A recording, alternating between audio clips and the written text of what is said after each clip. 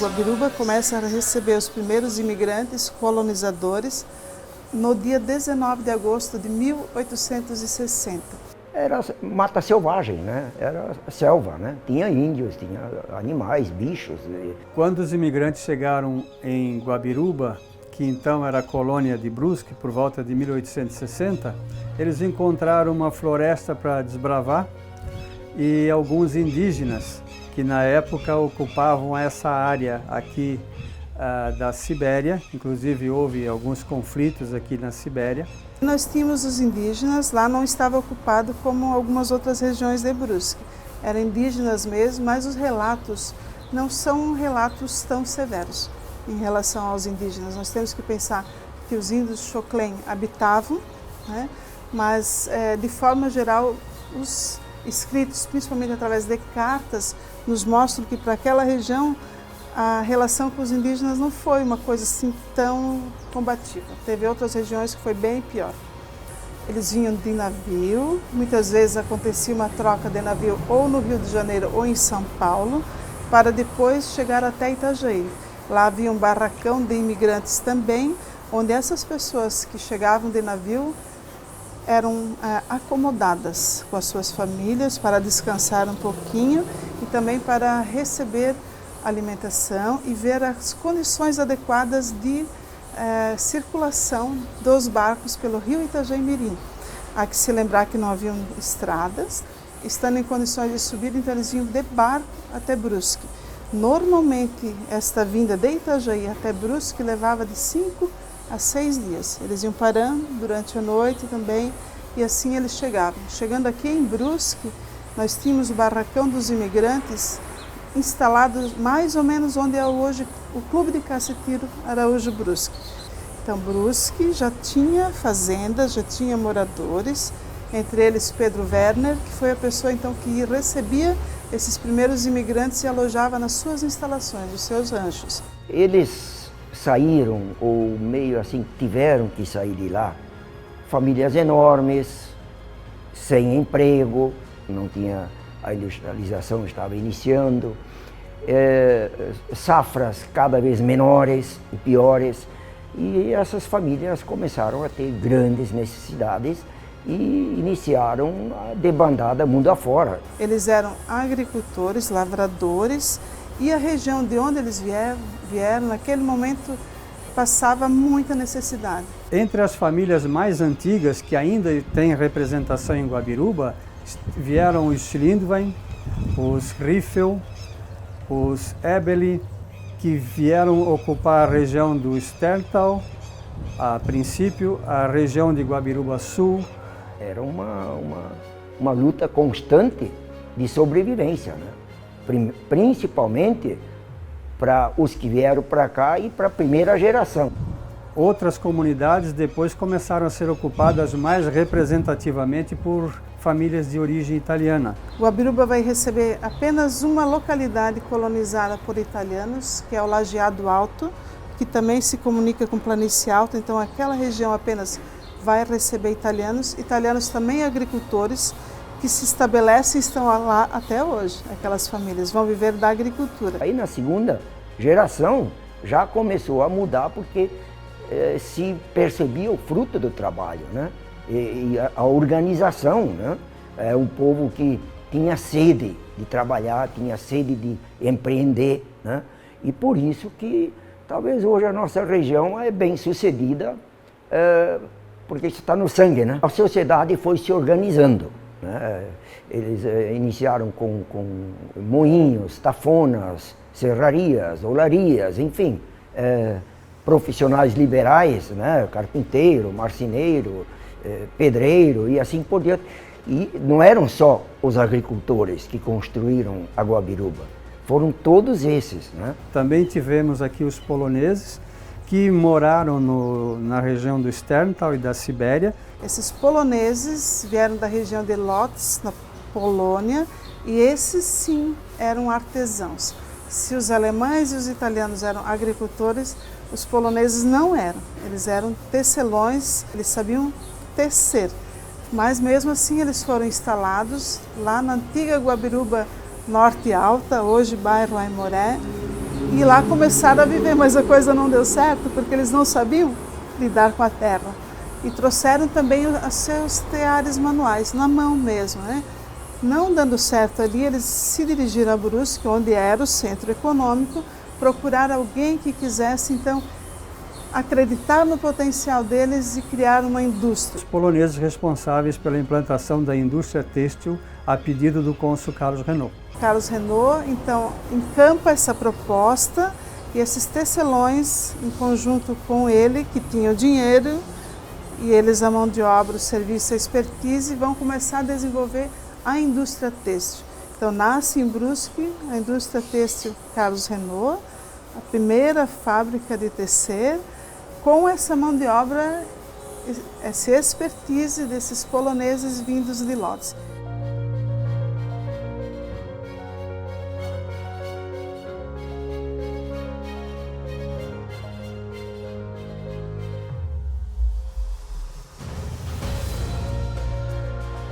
Esses tecelões de Lodz foram aproveitados pelo primeiro empreendedor, né, de Brusque, que era o cônsul Carlos Renault. Eram poucos esses tecelões, uns 5 ou 6 que entendiam, né, dessa técnica. Mas, inicialmente, eles produziam tecidos através de teares rudimentares, artesanais, que não era o suficiente, não era para competir com o mercado internacional.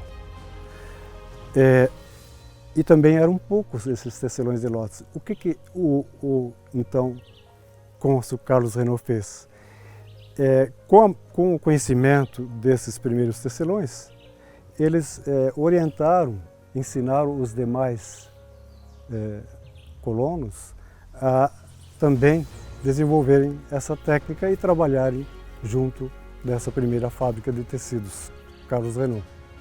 Mas o desenvolvimento da indústria têxtil mesmo veio após a aquisição de teares mecânicos, mesmo usados, antigos, da Inglaterra.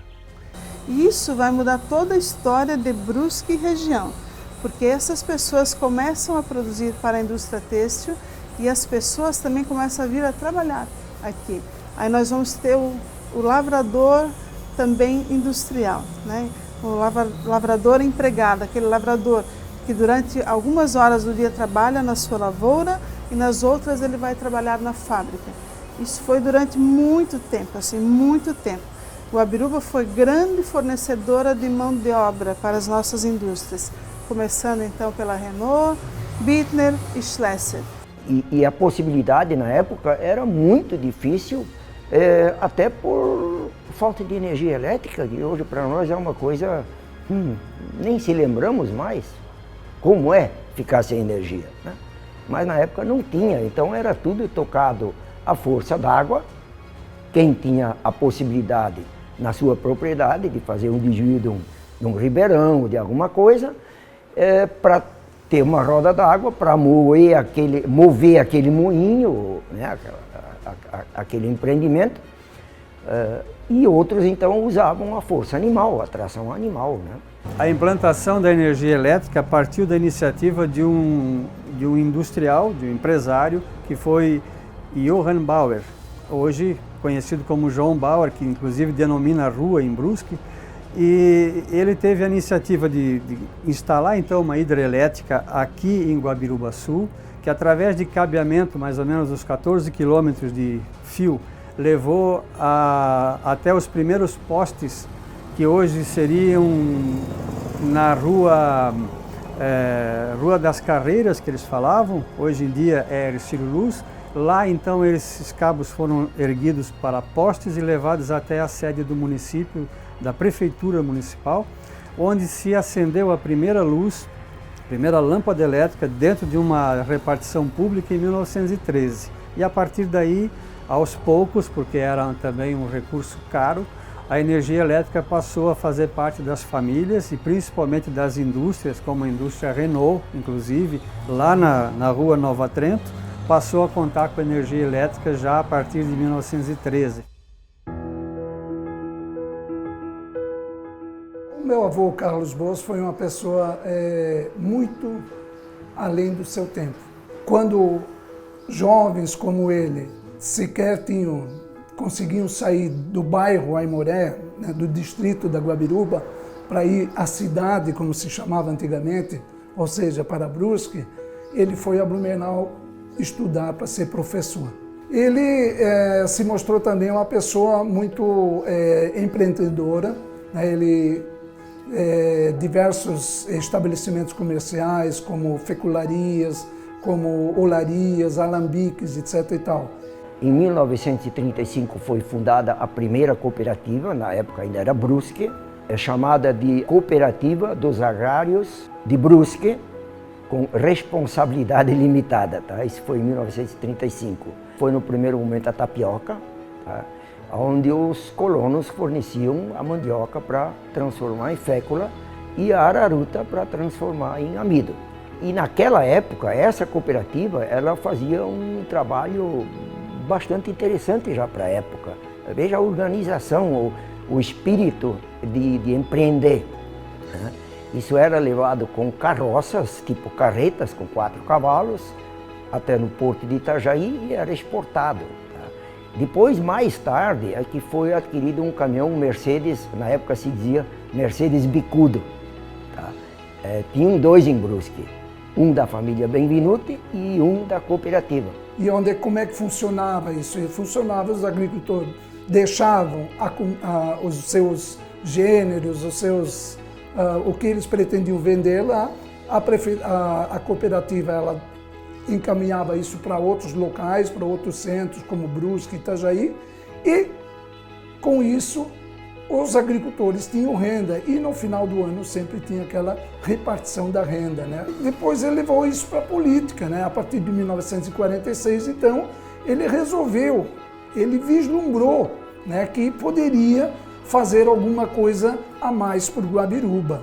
E aí o que ele fez? Ele se envolveu na política e por 4 anos, a partir de 1946, por 4 legislaturas, ele foi vereador de Brusque, sempre ocupando cargos da mesa diretora, e no ano de 1960, o ano do centenário de Brusque, ele foi o presidente da Câmara de Vereadores. E nesse mesmo ano, ele foi também, mas aí já procurando, visualizando, olhando o futuro, ele procurou, ele foi candidato a prefeito de Brusque. Tá? Mas isso para conseguir juntar votos para o projeto dele, o projeto maior, que era a emancipação de Guabiruba. Ele sabia que ele iria perder a eleição de Brusque, né?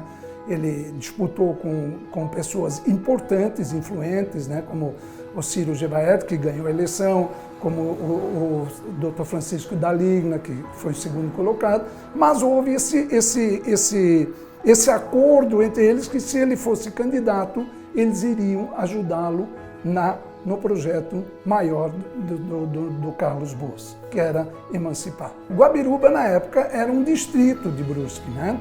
Então, seria óbvio que, a princípio, o Carlos Boas seria o seu primeiro prefeito, mas ele não queria ser prefeito provisório. Ele quis ser prefeito eleito.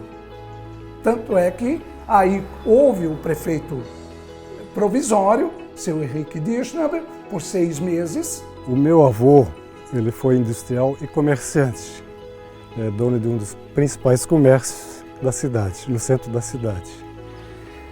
Na verdade, ele foi escolhido por lideranças comunitárias na época para assumir a prefeitura como primeiro prefeito durante o mandato do Carlos Boas em Brusque.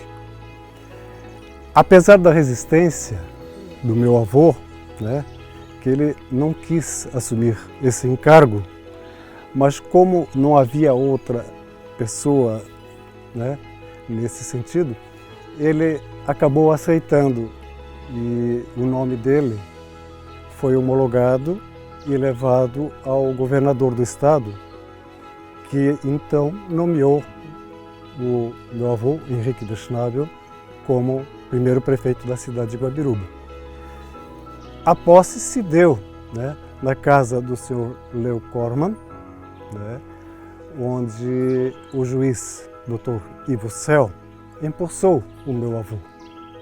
O meu avô, então, empossado, instalou a prefeitura, a primeira prefeitura, no prédio da antiga Kohler e Companhia, né?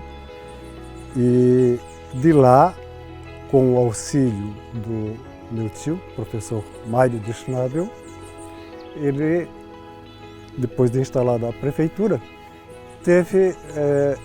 foi incumbido, né, de organizar o município. E em outubro daquele ano mesmo ainda ocorreram as eleições, aonde o Carlos Boas então venceu com uma esmagadora maioria de votos e se sagrou primeiro prefeito eleito da Guabiruba. João Boas foi professor durante 50 anos, entre 1866 e 1916. Né? Ele começou também na escola Germano Brandt, essa que eu me referi, que é a escola mais antiga daqui, né? Eu digo que os pais, como eu mencionei antes, os pais tinham uma grande responsabilidade em relação à educação. O que une um povo? O que caracteriza um povo? A sua cultura, a sua língua, a sua gastronomia. Isso tudo nós temos presentes ainda na Guabiruba, de forma muito clara pelo associativismo. Cada etnia que aqui chegou trouxe consigo os seus costumes, as suas tradições, o seu folclore, o seu modo de ser. Os alemães trouxeram para a área mais do vale todo o seu capricho já na área do cultivo dos seus jardins, né? O seu capricho de lidar com a cidade. Por isso Guabiruba é uma cidade tão bonita. Guabiruba ainda preserva várias casas em estilo enxaimel. Elas foram construídas pelos próprios técnicos, né, na época, porque os imigrantes trouxeram em sua bagagem os ofícios, né, da sua terra de origem, certo? Muitos eram marceneiros, outros carpinteiros e assim por diante. Então esses profissionais é que construíam essas casas de enxaimel, que eram poucos, mas com a madeira retirada da própria natureza aqui do local. Em Guabiruba sempre foi mais cultivada a cultura alemã, através do grupo de dança alemão, né, da culinária e das festas que nos reúnem, né? Eu comecei com crianças na minha casa, um grupo de crianças que eu ensinei alemão. E depois, aos poucos, aquilo foi indo, onde depois as pessoas foram sabendo que eu ensino alemão. Então a gente se reúne em redor dessa mesa grande e o pessoal começa a conversar um pouco e depois a gente vai cantando, né? Então a gente, geralmente, muitos não sabem bem ainda a pronúncia do alemão, a gente traduz, né? E explica um pouquinho, né, sobre o canto que a gente vai cantar. A identidade de Guabiruba é muito forte, mas eu creio que um ponto fundamental disso é o voluntariado de Guabiruba. As pessoas se unem para fazer uma coisa, vão fazer cuca. Você encontra pessoas de tudo quanto é idades, e lá fazendo cuca. Isso aprende de pai para filho, de mãe para filha. Como é que a mãe faz? Isso é passado de gerações e gerações. Isso já de sempre que eu me lembro é feito cuca na Guabiruba. E o pessoal sempre gosta de cuca. Eles gostam muito de comer cuca com salgado, né? E a cuca mais que eles querem aqui assim, é coco, de farofa puro, nata vai muita. No começo, quando a gente começou a trabalhar aqui, a gente comprou isso tudo aqui, não era servido marreco. Naquela época era frango e churrasco. O marreco que a gente começou foi na época que o pessoal da Guabiruba, os mais colonos, criaram nas lagoas, roceira ou lagoa, e daí ofereceram e a gente fez o teste. Depois não tinha mais marreco que chega para comprar. E até hoje não pode passar nem uma segunda, nem um fim da semana se não tiver marreco. não está certo. Os italianos trouxeram consigo a cultura da culinária, mas também a dança, o jogo da mora, a alegria, o jeito de falar com as mãos, né? Que eles se reuniam todos os sábados à tarde, entre as famílias, entre os vizinhos, para jogar mora. Mora é um jogo matemático italiano que é muito interessante. E isso também, os alemães também aprenderam, né? Meu avô jogava mora.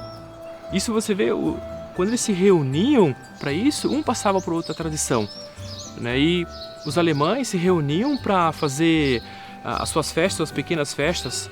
Uma das primeiras cervejarias da região foi na Guabiruba. Se reuniam para tomar cerveja depois da missa. Aqui em Guabiruba nós temos então o grupo folclorístico Tutti Buona Gente, que reúne todas essas características para levar a cultura italiana através da dança ao município de Guabiruba, à região, ao Brasil e como eles já fizeram até a Alemanha e a Itália. Os italianos já se instalaram aqui em cima, no Lajeado Alto, onde eles encontraram um local que se parecia muito com a Itália, de onde vieram, né, para o cultivo das uvas, a fabricação do vinho, né, e isso fez com que eles aqui primeiro se enraizassem, construindo a primeira capela, né, que era o ponto primordial para que eles começassem a se reunir. A construção dessas pequenas capelas, como nós temos aqui o São Cristóvão, no entroncamento entre a rua Sterntal e a rua Kleinewinkel, foram construídas por iniciativa dos imigrantes alemães, que foram os pioneiros aqui da região, e fizeram isso pela dificuldade de se encontrar um templo, não existia um templo de acesso fácil. Então eles criaram essas pequenas capelas para poderem se reunir justamente nas áreas que são chamadas encruzilhadas, onde então convergiam as pessoas que moravam nessas comunidades, como aqui o Kleinewinkel, Aimoré, Sibéria e Guabiruba Norte Alta, que hoje é a comunidade do bairro Aimoré. A religiosidade que os italianos trouxeram sempre foi muito forte e foi somado também à religiosidade que os alemães trouxeram.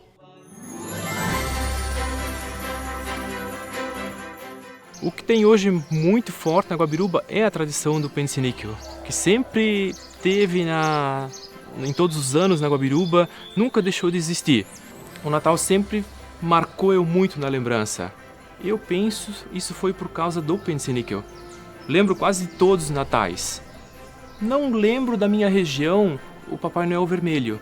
Papai Noel Vermelho não tinha naquele tempo. O pai sempre fala que o Papai Noel Vermelho, ele nem conhecia Papai Noel Vermelho. Sempre tivemos aqui o pensenicchio nas nossas ruas. Uma das modalidades esportivas que os imigrantes trouxeram foi o tiro ao alvo. Nós temos a Sociedade Recreativa Guabirubense, que está próxima de fazer 100 anos. Ela ainda funciona hoje, ela ainda existe hoje.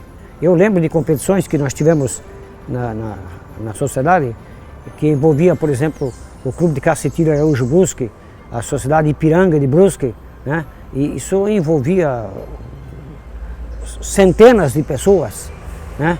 Quando acontecia a festa chamada Festa do Tiro.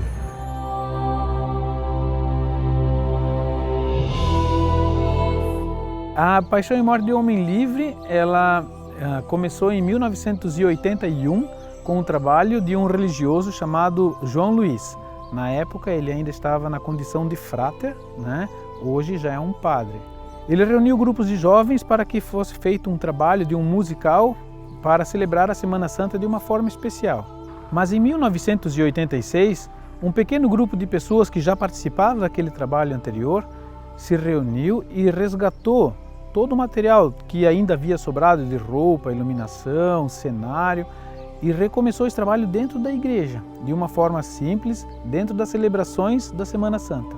Em 1997, visto que a necessidade era de acolher um maior número ainda de pessoas com qualidade e com um espaço para estacionamento, o espetáculo foi levado para o bairro Aimoré, onde está até hoje. Então, em muitas cenas, o público é inserido dentro do teatro, fazendo com que o espectador se torne parte da cena. Como, por exemplo, já foi apresentada a multiplicação dos pães, onde o público recebia os pães que Jesus multiplicava.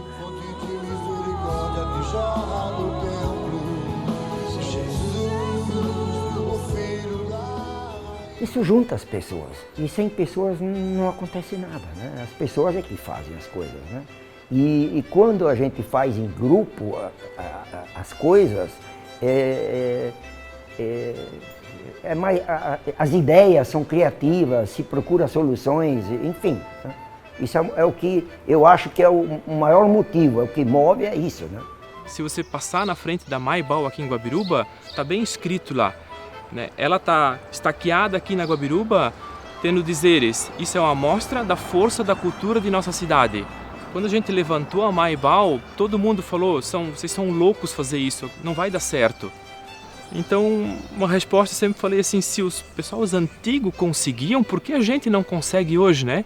E foi muito tranquilo, foi muito fácil, porque na verdade apareceu muita gente para ajudar. Todos ajudaram a levantar ela. Como é manualmente, foi um espetáculo, as pessoas entenderam que o grupo faz as culturas e a cultura é aqui em Guabiruba. Temos uma associação na Guabiruba, chamada de Associação Catarinense de Intercâmbio e Cultura, abreviado ASIC, e nós temos em Karlsdorf-Neudhardt a Badische Brasilianische Gesellschaft, abreviado BSG, que é a Associação Badensa, né, de Baden, com o sul do Brasil. Guabiruba, esse tempo todo, vamos pensar, são 161 anos já que isso tudo começou, ela sempre se manteve fechada. É uma cidade em que os casamentos aconteciam entre si, italiano com italiano, alemão com alemão, né? Os poloneses se mesclaram. Então eu vejo que Guabiruba só tende a crescer visto a quantidade e a qualidade do amor em que os artistas e as pessoas colocam naquilo que fazem na área de cultura. Seja no teatro, na música, no canto de coral, nos grupos vocais, no artesanato, tem tanta coisa bonita, tanta coisa de grande valor que é feita aqui, que já mostra o grande reconhecimento que os nossos artistas têm em diversos lugares. É interessante, a gente sempre fala assim, Guabiruba é um povo trabalhador, é um povo inteligente e um povo também que tem essa alegria de fazer as coisas da sua maneira. Às vezes as pessoas pensam que o alemão é um pouco fechado, o italiano é bem alegre. Mas na verdade é uma mistura disso tudo. Se você conhecer o povo é muito receptivo, o povo é muito organizado.